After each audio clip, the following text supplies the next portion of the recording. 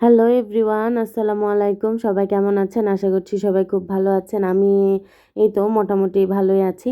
তো আজকে আপনাদের সাথে শেয়ার করতে চলে আসলাম ডে 1 এর পার্ট 2। কালকে তো পার্ট 1 শেয়ার করেছি।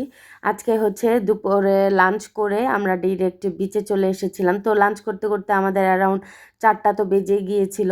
বাচ্চাদের খাইয়ে নিজেরা খেয়েছি। তো দেখেন পুরো এই বিকেলটা কত সুন্দর। মানে এই পরিবেশটা না দেখলে কেমন যেন মনে হয় যে কলিজাটা ঠান্ডা ঠান্ডা হয়ে যাচ্ছে আর কি।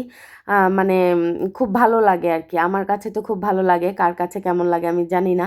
আমি আসলে এসব মানে আকাশ তারপরে এগুলো দেখলে আমার কাছে মনে হয় যে আমি কেমন যেন একটা মানসিক শান্তি খুঁজে পাই।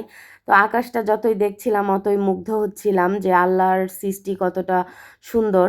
তো আমরা হেঁটে হেঁটে যাচ্ছিলাম, আর এই বিচে তো আপনারা সবাই জানেন যে ক্যামেরাম্যানগুলো একবারে পিছেই থাকে যে ছবি তোলার জন্য। কিন্তু আসলে এবার আমরা প্রথম দিন কাউকেই নেইনি।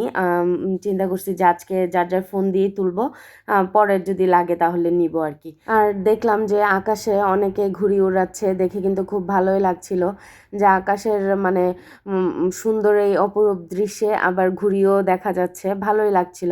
আর আমার ছেলে মেয়ে তো পাগল হয়ে গেছে যে পানিতে যাবে। তো আমি বারবার না করছিলাম যে এখন বেশি ভিজো না, কারণ বিকাল সন্ধ্যা হয়ে যাচ্ছে, দেখা যাবে ঠান্ডা লেগে গেছে, তখন আরও বিপদ হয়ে যাবে।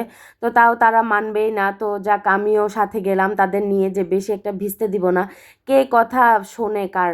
মানে এমন একটা হয়ে গেছে। দেখেন আমার ছেলেটা মানে আগে আগে যাচ্ছে, পিছন পিছন মেয়ে যাচ্ছে, তার পিছন পিছন আবার আরেকজনও দৌড় দিচ্ছে আর কি। তো এই তো আমি বলছিলাম বেশি দূরে যেও না, বেশি একটা ভিজো না, অল্প ভিজো, আবার নেক্সট ডেতে তো ভিজতেই পারবা।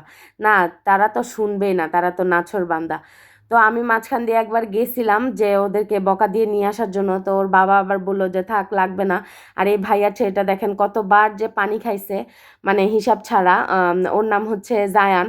মানে ও এত দুষ্ট, মানে পানিতে পুরো ঢেউয়ে ও কোনো ভয়ই পাচ্ছে না আর কি। ওই তো আমি গেছি ওদেরকে বকা দিয়ে আনার জন্য, আর ওর বাবা মানে আমাকে নিয়ে আসতেছে, বলতেছে থাক। তো সন্ধ্যা হয়ে গিয়েছে, আমরা রুমে চলে আসছিলাম। রুমে এসে ফ্রেশ হয়ে তারপরে সন্ধ্যার দিকে আবার বের হয়েছি বিচে একটু বসবো। তো আমাদের বিচটা যেহেতু কলাতলিতে ছিল, আমরা এখন সুগন্ধাতে চলে গেলাম এই প্লাস্টিকের দানবটা দেখার জন্য। এটা আসলে সব প্লাস্টিক দিয়ে তৈরি আর কি। খুব ভালো একটা শিক্ষণীয় জিনিস।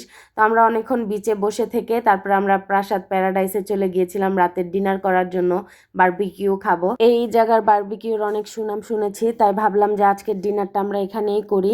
তো আজকের ভিডিওটা আপনাদের সাথে এই পর্যন্তই। ডে 1 এখানেই কমপ্লিট করছি।